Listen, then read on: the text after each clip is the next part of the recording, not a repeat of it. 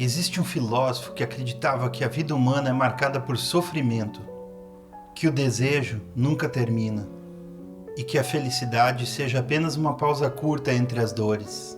E o mais assustador, milhões de pessoas olham para a obra dele hoje e pensam, talvez ele tivesse razão. Arthur Schopenhauer não foi apenas um filósofo pessimista. Ele foi um homem profundamente solitário, extremamente inteligente, ácido, contraditório, e influenciou desde Nietzsche até Freud, Einstein, Tolstói e até músicos, escritores e artistas modernos.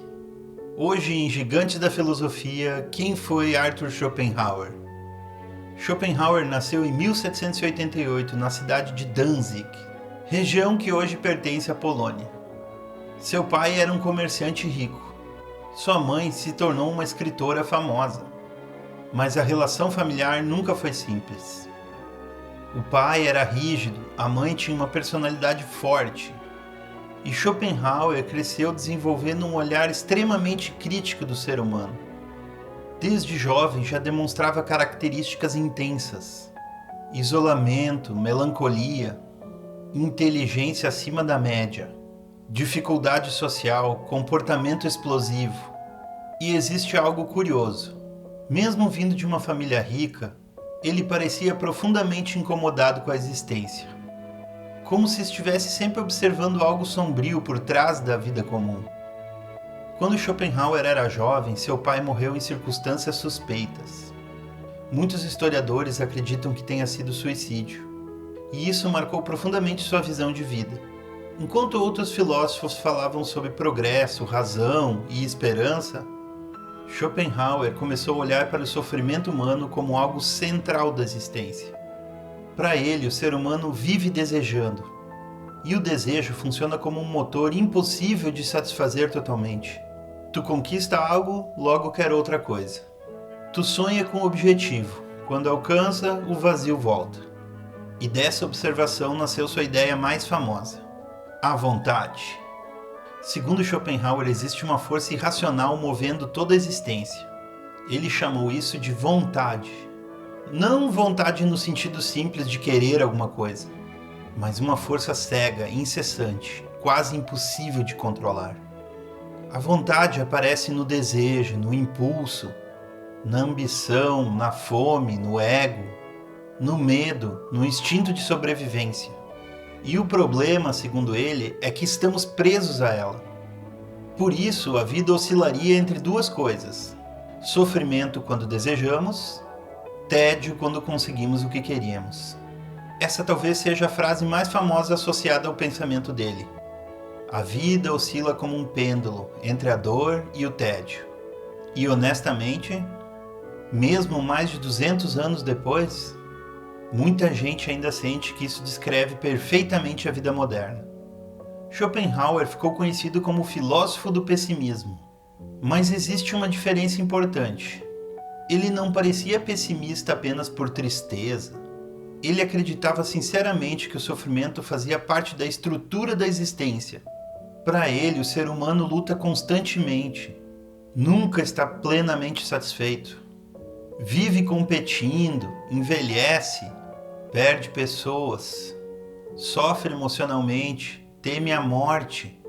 E por mais duro que isso pareça, foi justamente essa honestidade brutal que fez tantas pessoas se conectarem à sua obra. Porque Schopenhauer não tentava maquiar a dor humana. Ele encarava ela diretamente. Mas então, existe saída? Curiosamente, sim. Mesmo sendo considerado um pessimista, Schopenhauer acreditava que existiam formas de aliviar o sofrimento. E uma das principais era a arte. Para ele, quando alguém mergulha profundamente numa música, numa pintura ou numa obra verdadeira, por alguns instantes consegue escapar da tirania da vontade, como se a arte suspendesse o sofrimento momentaneamente. E talvez seja por isso que músicos, escritores e artistas se conectam tanto até hoje com a obra dele. Schopenhauer também admirava filosofias orientais. Ele estudou o budismo, o hinduísmo, numa época que isso era extremamente raro na Europa. E várias ideias dele sobre desejo, sofrimento e desapego lembram muitos conceitos orientais. Agora vem uma parte curiosa. Apesar de genial, Schopenhauer era conhecido por ser extremamente difícil.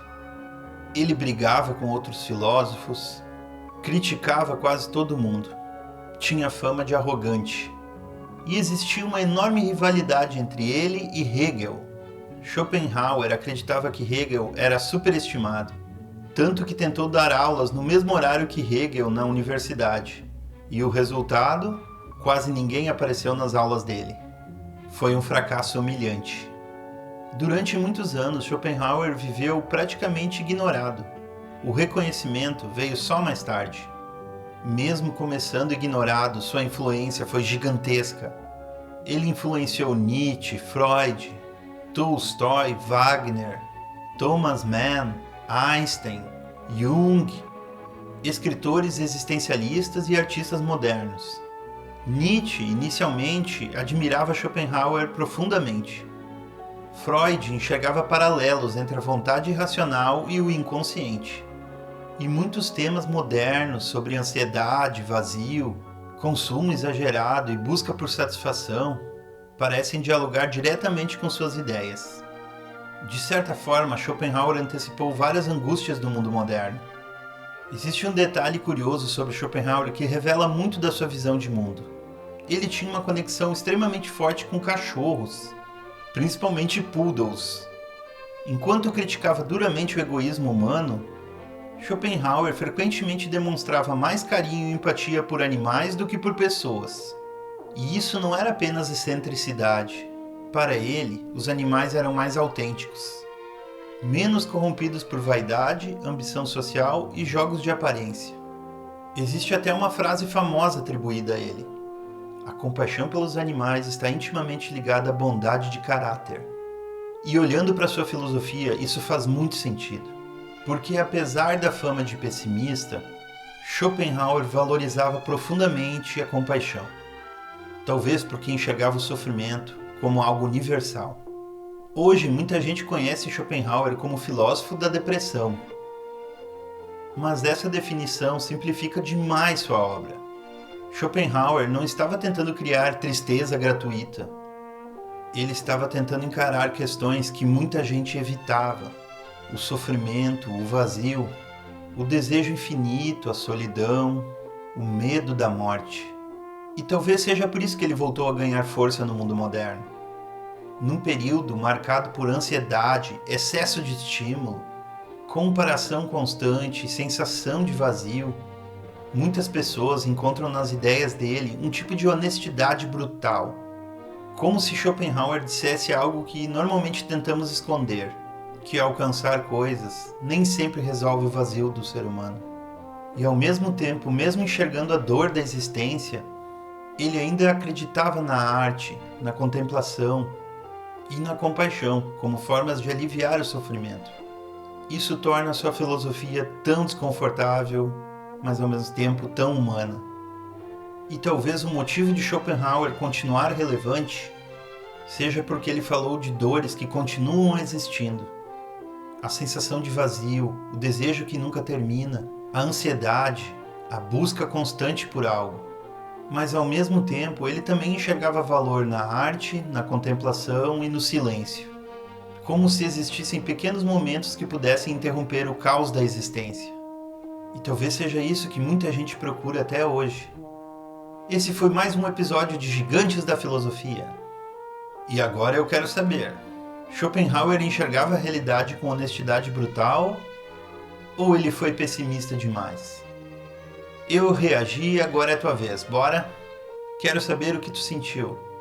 E não se esquece de deixar sua inscrição aqui no canal, que é muito importante para nós. Valeu, galera!